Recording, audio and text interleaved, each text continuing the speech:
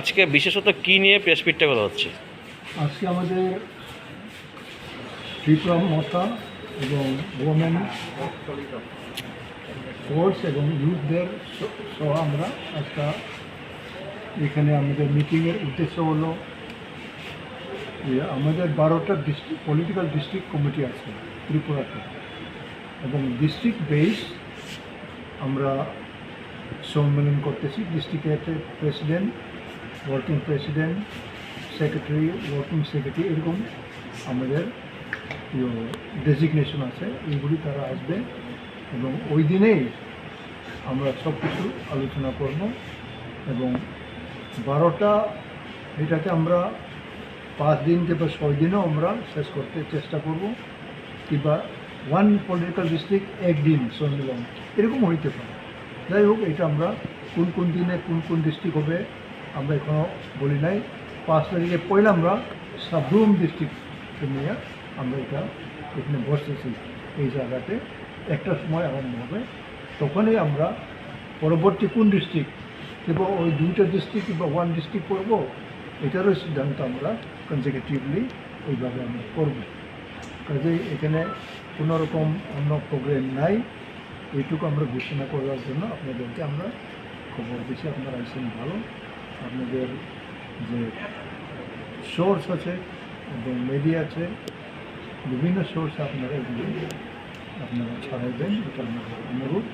এবং আজকে তো আমাদের পরবর্তী বিভিন্ন এই যে প্রোগ্রাম চলতেছে এখন, যারা এই জায়গায় আমাদের অবজারভার তারা এখন কাজ করতেছেন, এবং ডিস্ট্রিক্ট পলিটিক্যাল ডিস্ট্রিক্ট যখন আমরা আরম্ভ করব তখন তো আরও আমাদের কাজ বেশি হবে।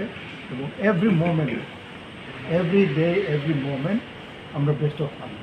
এটা হলো আমাদের জয়, আমাদের আনন্দ এখানেই যে আমাদের সমস্ত গ্রাসরুট লেভেল ওয়ার্কার্স, সাপোর্টার্স, তারাও সমস্ত যার যার কাজে ব্যস্ত থাকবে।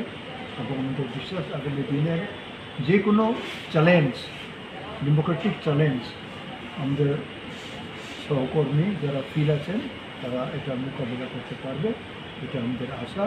এবং আমাদের মহারাজ প্রদ্যোতজি, উনি আমাদের চেয়ারম্যান, উনিও এটাই মনে করেন যে ত্রিপুরাতে আমরা নতুন একটা এজ, একটা নিউ এজ আমরা তৈরি করতে চাই, যেখানে আমরা সমস্ত সম্প্রদায় এখানে আমাদের সহযোগিতা থাকবে এবং এইগুলো আমরা একসঙ্গে মিশন দিবে।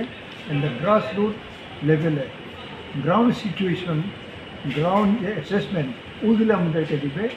এটা 5 তারিখ থেকে আপনারা মিটিং করে অ্যাসেসমেন্ট করবেন, এইগুলো আমাদেরকে দিবে।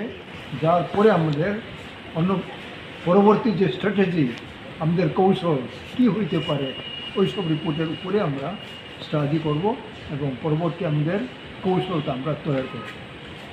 এটারই আমাদের ডিস্ট্রিক্ট পলিটিক্যাল ডিস্ট্রিক্ট কমিটির উদ্দেশ্য।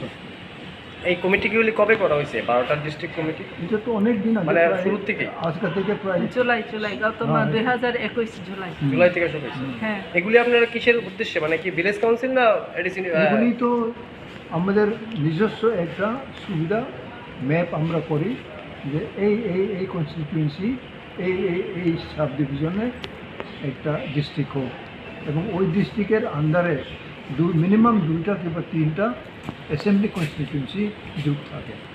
ওই আমাদের এখন সরকারের যে ডিস্ট্রিক্ট এরকম না, সরকারি তাদের আলাদা ডিস্ট্রিক্ট, আমাদেরও আলাদা পলিটিক্যাল ডিস্ট্রিক্ট আছে।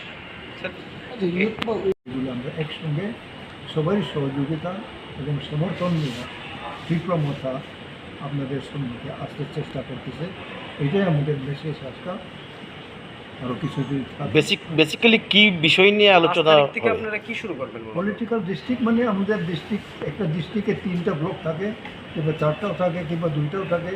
এই ব্লক এবং ডিস্ট্রিক্টগুলি আমাদের ফিল্ডের অ্যাসেসমেন্ট তারা আমাদেরকে দিবে, যে কোন কনস্টিটিউয়েন্সি, অ্যাসেম্বলি হোক, এডিসি হোক, তারপর তো এখন এই নভেম্বরের মধ্যে যেটা ভিলেজ কমিটি হইতেছে, এই সবেরই